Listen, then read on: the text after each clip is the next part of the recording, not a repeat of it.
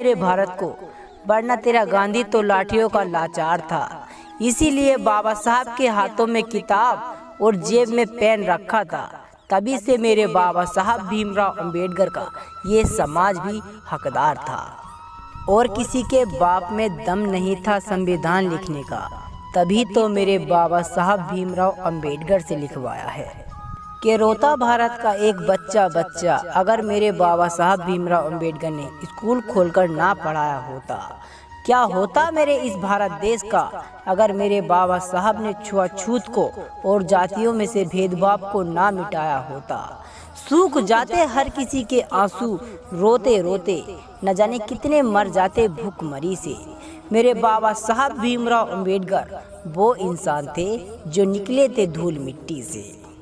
ना पनपने दिया छुआछूत को और जातिवाद को भी जड़ से खत्म किया। क्या होता मेरे भारत देश का अगर बाबा साहब भीमराव अंबेडकर ने ये सब ना किया। हाथों से लिखा इतने बड़े भारत देश का संविधान तो कितना बड़ा समय लगाया होगा। मेरे बाबा साहब भीमराव अंबेडकर की आंखें भी तो रोई होंगी जब उनके बेटे राजरतन की अचानक मृत्यु हुई होगी। कि मैं रोता हूँ मेरे बाबा साहब की जब तस्वीर मेरे सामने आती है। उनकी खूबसूरत आंखें मुझे बस ये बताती हैं कि मेरे बाबा साहब ने दी है भारत देश को कितनी बड़ी आज़ादी, ये मुझे याद दिलाती है। अरे नेहरू ने तो खेला था खेल मेरे बाबा साहब का, और गांधी की साजासी है कि मेरे बाबा साहब ने किए हैं वो काम जिन्हें हमेशा याद रखेगा हिंदुस्तान। 100 से भी अधिक देशों में मनाई जाती है मेरे बाबा साहब की जयंती।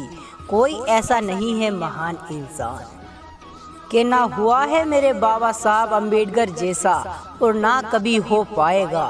यदि बहुजन जाग जाए तो जय भीम के साथ नीला झंडा भी आसमान में लहराया जाएगा। कि मेरे बाबा साहब ने लगाया है तिरंगे में चरखे का चिन्ह, मैं ये कभी नहीं भूल पाऊंगा। दबाने की कोशिश होगी मुझे लाखों लहू की, मगर मैं किसी एक से भी नहीं दब पाऊंगा। कि मैं हूँ बाबा साहब भीमराव अंबेडकर का वंशज, मैं पूरे भारत में ये चिल्लाऊंगा। आखिरी समय में भगवान को याद नहीं करूँगा, मैं बाबा साहब भीमराव अंबेडकर को याद करके मर जाऊँगा।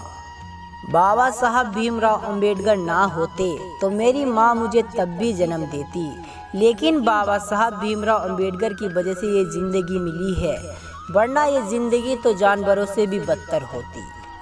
कि मेरे बाबा साहब जैसा कोई इंसान नहीं, मैं सुबह शाम उनका नाम लेता रहूँगा। अगर बाबा साहब भीमराव अंबेडकर ना होते तो ये देश भी ना होता, मैं ये चीख चिल्लाकर कहता रहूँगा। न जाने कितनी लड़ाइयाँ लड़ी होंगी मेरे बाबा साहब ने, और न जाने कितना बड़ा संघर्ष किया होगा, तब जाकर जातियों में भेदभाव और छुआछूत को जड़ से खत्म किया होगा। आज भी होता है दलितों पर अत्याचार भारत में, लेकिन कोई आंखें बंद कर कर निकल जाता है तो कोई कान दबा लेता है। कोई नहीं उठाता आवाज़ छुआछूत के खिलाफ। ये भारत में आज भी ऐसा क्यों हो जाता है? बहुजन समाज क्यों सोया हुआ है? वो जाग क्यों नहीं रहा है? बाबा साहब भीमराव अंबेडकर की आवाज़ क्यों नहीं सुन रहा है? अगर दोस्तों आप लोगों तक बाबा साहब की आवाज़ पहुंचती है तो अपने आप को जगाओ और बाबा साहब के रास्ते पर चलो। जय भीम, जय भारत।